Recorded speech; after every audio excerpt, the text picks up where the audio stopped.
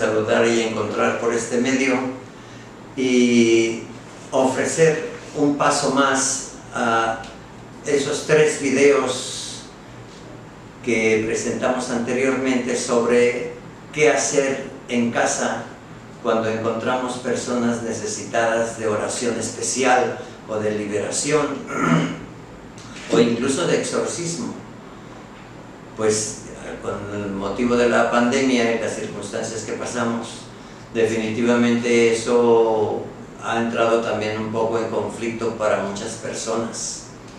Por eso esos 3 primeros videos tratamos de dar esa visión, ¿verdad?, de conversión, oración, las bases de la Escritura, la Pascua en Egipto, todas las dinámicas de oración que se encuentran también a lo largo de los siglos, la configuración de los exorcismos dentro de la Iglesia, sobre todo el más conocido, el exorcismo que formuló el Papa León XIII. Pero siempre ha habido oración de liberación. Pero ahora en tiempos de pandemia, donde los templos están cerrados, no hay misas presenciales, estamos incluso restringidos para acercarnos al sacramento de la confesión, etc. Primeramente Dios, esperamos que todo eso pueda irse resolviendo poco a poco, conforme se vaya disminuyendo también el número de contagios y esta propagación viral que padecemos en el mundo entero. Pero escuchar atentamente los primeros 3 videos sobre estos temas hoy nos invita o nos obliga casi a decir también alguna razón práctica, porque dimos las razones teológicas, espirituales, la conversión, la confesión o sacramento de la reconciliación, ¿verdad? Estos videos que ustedes pueden consultar en la página de YouTube. Bueno, pues ahora yo quisiera ofrecer para todos ustedes estos mecanismos de gracia que debemos de conocer todos, basados en el Santo Evangelio, donde nos presenta distintos casos de personas dañadas por el demonio, como en el pueblo de Israel desde antes de Cristo ya se encontraban pues siempre todas estas situaciones adversas a la vida, y siempre, incluso en las culturas más antiguas, como pueden ser nuestras culturas en México, pues también se oye hablar no solamente de curanderos, ¿verdad?, o hierberos, sino también de chamanes, y se habla también de aquellas personas que hacían ciertos rituales contra los espíritus, etc.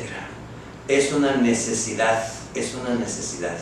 Dimos también las razones psicológicas y de salud mental, emocional, afectivas, para que ustedes puedan también centrarse y ser objetivos en las circunstancias de padecimiento que muchas personas presentan. Todo eso no lo debemos de olvidar, son las bases fundamentales como las bases teológicas. Pero yo quisiera ahora referirme un poco al proceso de liberación. Y el proceso de liberación encontramos fundamentalmente lo que es el sacramento del bautismo. En el bautismo nosotros tuvimos todo un proceso también de iniciación cristiana, la evangelización, la catequesis para papás, para padrinos. Desafortunadamente encontramos la siguiente catequesis para la persona, para el individuo, para los años previos a su primera comunión o confirmación, ¿verdad? O incluso hay gente rezagada pues que ni siquiera está bautizada o confirmada, que hay muchas carencias también dentro de nuestra vida espiritual y de comunión con la Iglesia. Y por otra parte, también la gente pues se quedó nada más ahí en un catecismo muy básico, primario, y no ha ahondado realmente el conocimiento en la palabra de Dios, en el Evangelio. Mucha gente ha disminuido el valor de lo que es la Santa Misa, la Eucaristía, la presencia de Cristo real en el altar. Pues todas esas carencias, ¿verdad?, donde se ha pasado el tiempo, ya no le dimos importancia, creemos que con decir yo quiero mucho a Diosito, o porque traigo en mi cartera aquí la Virgencita, o una oracioncita, o la Magnífica, o mi medalla de San Benito, ¿verdad? Pensamos que con eso ya resolvimos nuestra vida espiritual y de relación con Dios, y eso no es así. Eso es muy primario y es más, diría yo, como sugestivo, ¿no? Es como cargar un amuleto, una protección, el rosario en el cuello, etc. Pero vaciamos el contenido de todas esas cosas, y cuando una tradición se queda sin contenido, es más peligrosa porque forma solo un fanatismo que no nos conduce a una realidad ni a dar soluciones adecuadas a nuestra vida espiritual. Por eso el repaso a los sacramentos. En las oraciones de liberación debemos de retomar nuestros compromisos bautismales. Es decir, nos hemos comprometido, o la fe de nuestros padres y padrinos nos insertaron dentro de la comunidad de la Iglesia, porque los padres cristianos desean, desde que uno nace, ¿verdad?, que su hijo goce de Dios y que no se quede, ¿verdad?, a mucho tiempo, o no sea que pudiera morir sin bautismo, sin los sacramentos. Ese tipo de premuras también ha hecho que se desquebraje un poco los procesos de iniciación cristiana. No solamente es el tener un conocimiento, ¿verdad?, en la memoria, memorizar datos religiosos, sino sobre todo es la práctica de la fe, la práctica de lo que son los mandatos del Señor: no mentir, no robar, ¿verdad?, no delinquir, no prostituirse, no caer en la codicia de los bienes terrenos, etc. Si nosotros no observamos adecuadamente qué es lo que Dios nos pide y cómo poder agradar a Dios con nuestra vida, no solamente porque nos interesa la vida eterna, sino porque nos alegra realmente la presencia del Señor, de la cual no debemos separarnos. Si nuestros intereses no son por amor a Dios, que es cumplir el primer mandamiento, amarlo sobre todas las cosas, aún sobre nuestra propia vida, si el Señor nos llamara hasta el martirio, ¿verdad? O como tenemos todo ese libro maravilloso de la vida del santo Job: Dios me lo dio, Dios me lo quitó, bendito sea el Señor. Si no entramos en esas disposiciones de cumplir la voluntad del Señor, definitivamente estamos vaciándonos de la vida espiritual fuerte. Por eso el primer paso es la revisión de lo que son nuestra vida de obediencia y de fe en los mandamientos y en el agradar a Dios, unirnos íntimamente con el Señor en nuestra vida espiritual, lo cual empieza con la oración, ¿verdad?, donde hay que aplicar la inteligencia, no nada más lo sentimental, sino la inteligencia. Voy a hablar con Dios, voy a presentarme con el Señor, quiero una audiencia con el Rey, ¿verdad?, tenerlo más vivo, más sensible, y hablar con honestidad, con humildad, evidentemente, porque venimos necesitados de Dios. Queremos renovar un pacto, una alianza. Señor, tú me diste tu vida y yo también quiero presentarte mi vida.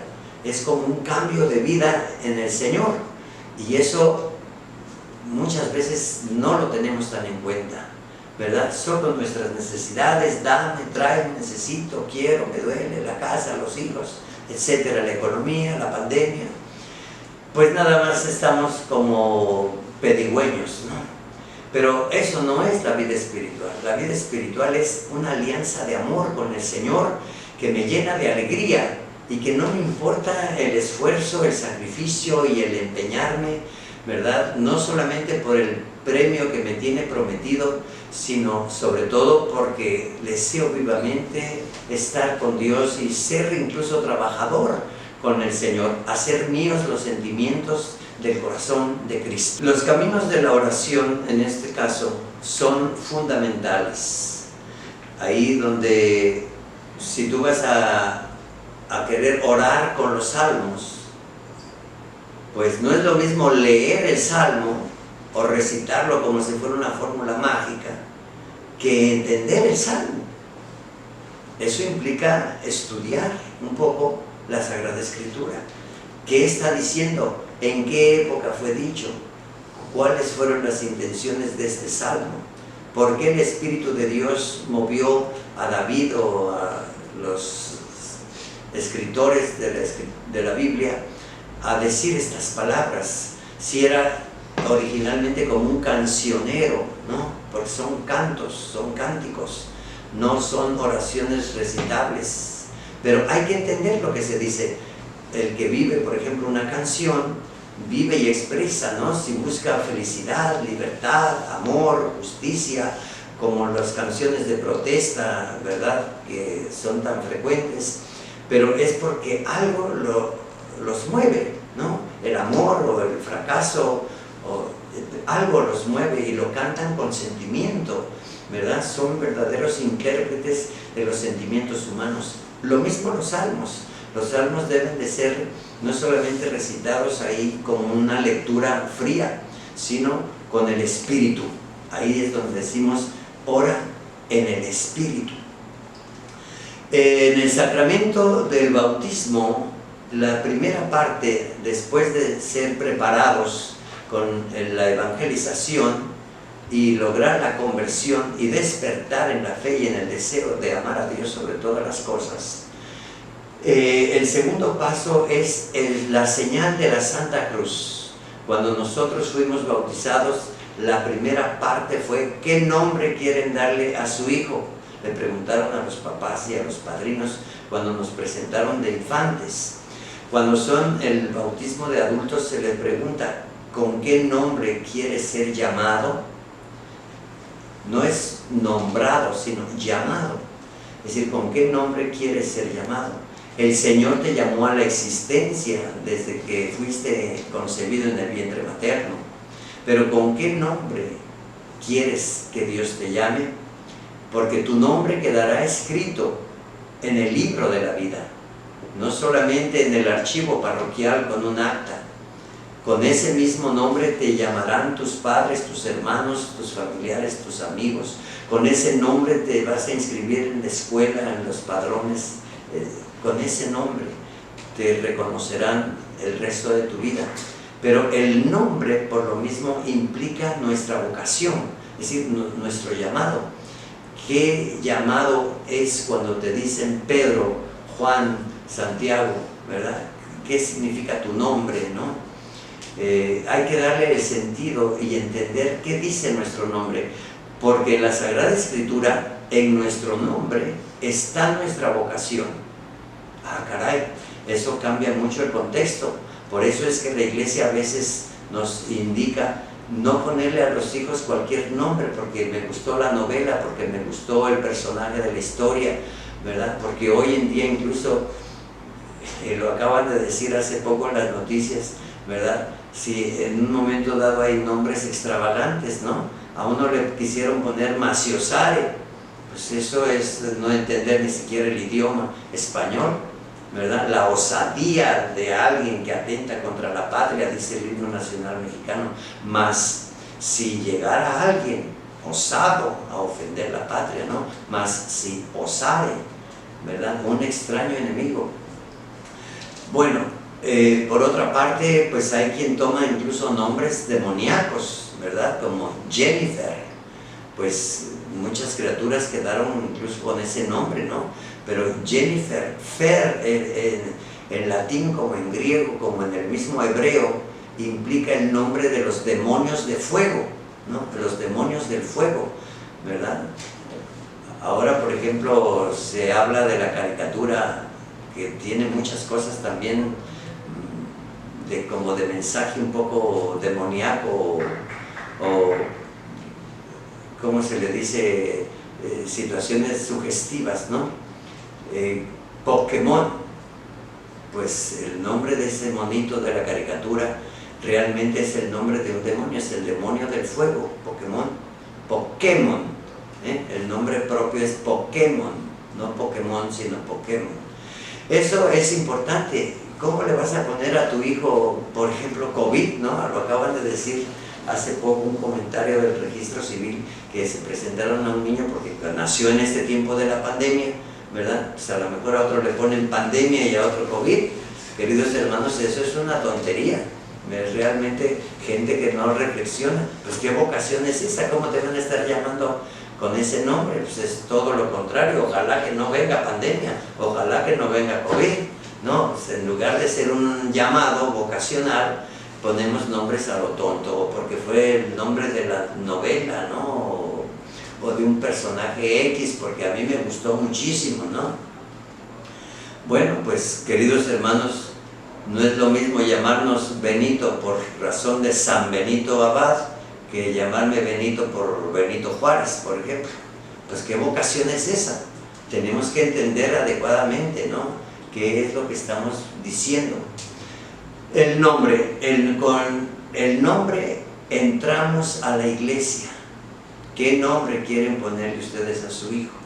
El segundo paso es, pues fulano, yo te marco con la señal de la Santa Cruz, por la fe de tus padres y de tus padrinos que te presentan.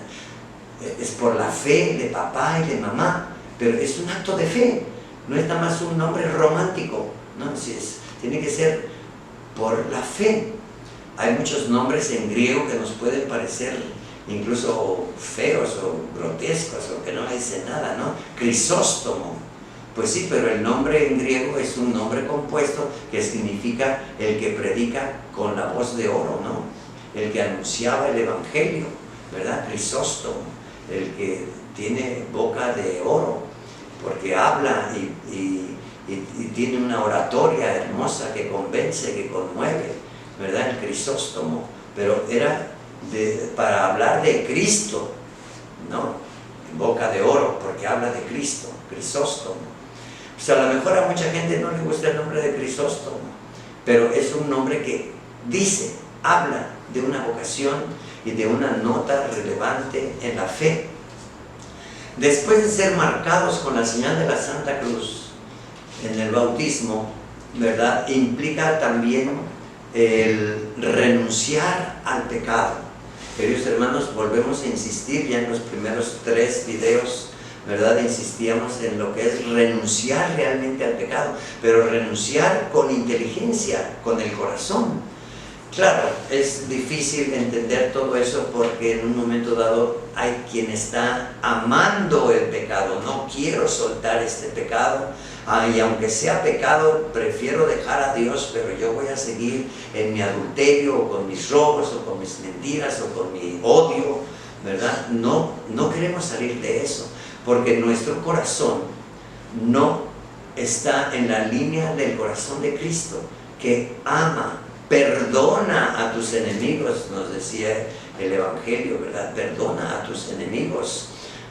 Haz oración por los que te maldicen. Esas palabras a veces nos es difícil entenderlas. Haz el bien incluso a los que te hacen el mal. Todo eso, dice el Señor, es algo extraordinario, porque la vida del cristiano debe ser extraordinaria. Si tú le prestas a quien te va a pagar incluso con réditos, eso lo hace también cualquier pecador con intereses de avaricia o de codicia, ¿verdad? Si tú amas solo a los que te aman, ¿qué haces de extraordinario? El Señor nos llama a lo extraordinario para que unidos a Cristo aprendamos a dar la vida con Cristo, por el pecador que hace salir el sol para buenos y malos y hasta para los ingratos, ¿verdad? Pues hacer nuestros los sentimientos de Cristo, eso es lo que el Señor nos dice: toma tu cruz, niégate a ti mismo, cede un poco tus derechos para lograr ganar a tus hermanos, que en lugar de llenarte de celos y de odio y de la destrucción del matrimonio, de las familias. Haz tuyos los sentimientos de Cristo. Vamos a trabajar por la salvación de los demás. Queridos hermanos, cuando vivimos todo lo contrario, definitivamente el demonio se aprovecha de nuestra tontería. Cuando nosotros desobedecemos a Dios y nos vamos solo por caprichos, o por soberbia, o por enojo, por odio, etc., o incluso por los pecados de idolatría, ¿verdad? Si Dios no me responde en lo que yo quiero, entonces voy a buscar la muerte para hacerle un culto, o voy a buscar la bruja, el hechicero, el espiritista, la limpia, etc. Pues todo eso es caer en la idolatría. Cuando caemos en pecados de idolatría y le damos la espalda a Dios, pues eso es una ofensa muy grave a Dios, porque ya no creemos en Él, no confiamos en Él, queremos todo rápido según lo que yo quiero, no tenemos la humildad, no tenemos la paciencia, no tenemos el discernimiento, no somos conformes a la voluntad de Dios. Todo eso el demonio lo aprovecha. Haz de cuenta que vas haciendo como un pacto frecuente con el demonio. Y el demonio está muy contento con las almas que así proceden, porque al demonio le interesa pues separarnos de Dios, buscar incluso la forma de matarnos en el pecado para condenarnos. Recordemos que el que muere en pecado mortal está caminando más al infierno que no a la vida eterna. Y por lo mismo el demonio eso es lo que busca, y se da prisa, el demonio no descansa, el demonio se da prisa para ver cuánto se lleva con él. El pecado en cierta forma nos hace como un pacto con el demonio, a lo cual ya decíamos, pues el demonio entra con la infestación, la obsesión, la opresión o la posesión demoníaca. Pero todo eso ya dimos por ahí ciertos lineamientos de discernimiento para no acusar de inmediato el diablo no. El diablo a veces no te está haciendo nada, pero tus pecados sí. No le tengan miedo a quien mata el cuerpo, nos dice Jesucristo, ténganle más bien miedo al que te mata el alma. Y el que mata tu alma es tú mismo a veces con tus pecados y caprichos, o el demonio que busca matar tu alma, haciéndote pecar y poniéndote una serie de trampas, ¿verdad? Y de cadenas y de amarres. Por otra parte, renunciar pues al pecado es la primera parte fuerte, diría yo, de lo que implica la liberación. En tu casa puedes hacer esos actos de liberación. Otras veces estamos como atados a todo eso, pero nosotros tenemos la capacidad y lo podemos hacer en casa o ante el Santísimo, ¿verdad? O rezando el rosario. Detente un momento. Mira cuánta gente dice: Padre, no puedo dejar el alcohol, no puedo dejar las drogas, o no puedo controlar mi sexualidad, o no puedo perdonar. Bueno, es como un atavismo, una atadura. ¿Recuerdas aquel día, aquella hora, de aquel mes, de aquel año? Preséntaselo al Señor. Mira, Señor, desde ese momento, ¿verdad?, que viví tal o cual circunstancia que me llenó de odio, de coraje, de depresión, etc. Yo te ofrezco y te entrego ese día, esa hora, de ese mes y de ese año, Señor. Báñame con tu sangre, ¿verdad? Muchas veces así como si sacáramos algo de nuestra mente o del corazón, ¿verdad? Te conjuro, vete de aquí, ¿verdad? Y no vuelvas a presentarte. Pedirle al Señor, decimos, la sanación interior de recuerdos para poder ceder nuestros derechos a Dios. Señor, por tus santas llagas, por tu sangre preciosa, ¿verdad?, sana las heridas de mi corazón. El Señor ha venido para sanar los corazones rotos, para ungir las heridas, para darnos salud y liberación. Salud es salvación. Salud es salvación. Y el demonio no te querrá soltar si es que hay algún demonio en tu vida. El demonio es como el perro, no te quiere soltar. Y aunque está vencido, no se da por vencido y seguirá luchando contra nosotros. Pero tú en ese momento tienes que darlo por hecho. Señor, creo firmemente y te doy las gracias, como si ya lo hubiese recibido, aunque tal vez todavía lo sigo padeciendo, pero creo que tú me lo darás, ¿verdad? Pide, entrega ese pasado de aquellos momentos tan terribles, allá tal vez donde hay incluso situaciones de violación, de ultraje, de abandono, de pérdida del trabajo por la envidia de otros, la pérdida incluso a veces de la vida matrimonial porque intervinieron los amantes, las amantes, porque hubo brujería, hechicería. Entrégale al Señor eso con toda confianza, entrégaselo con toda vehemencia, entrégale esos recuerdos y entrégale aquel día, aquella hora, aquel momento tan terrible donde sufriste tal vez traumas complejos, obsesiones, tal vez desde el vientre materno. Eso se llama oración de sanación interior y de recuerdos, que seguramente muchos de ustedes ya lo han escuchado. Pero es necesario que uno, personalmente uno, se lo entregue al Señor lleno de fe y de confianza. Si no es así, ahí lo seguimos cargando nuestras depresiones, nuestras tristezas, nuestras ansiedades, nos hacemos víctimas y después crecemos en enojo, en frustración y después somos agresivos. De víctimas pasamos a veces a ser victimarios y nos autocompadecemos. Es algo venenoso el caer en la autocompasión, queridos hermanos. Lo dice la psicología, la psiquiatría, y te lo dice el Evangelio. Nada, niégate a ti mismo, olvídate de ti, deja que el Señor se preocupe por ti, ¿verdad? Y tú preocúpate por las cosas del Señor. Eso es lo que nos dice también en ese llamado que nos hace el Señor, ¿verdad? El que esté cansado y agobiado por las cargas, venga a mí, yo lo aliviaré. Aprendan de mí que soy manso y humilde de corazón, ¿verdad? Tomen mi yugo porque es menos pesado, mi carga es menos pesada, mi yugo es más ligero. Pues ese cambio de vida, yo te entrego mis miserias, Señor, y yo me ocuparé de las tareas que tú quieres que yo haga, ¿no? Ayudándote en la salvación de los hermanos.